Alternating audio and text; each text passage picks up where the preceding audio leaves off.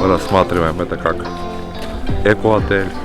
И это очень важно, потому что вопросы экологии, безусловно, рано или поздно встанут перед Абхазией.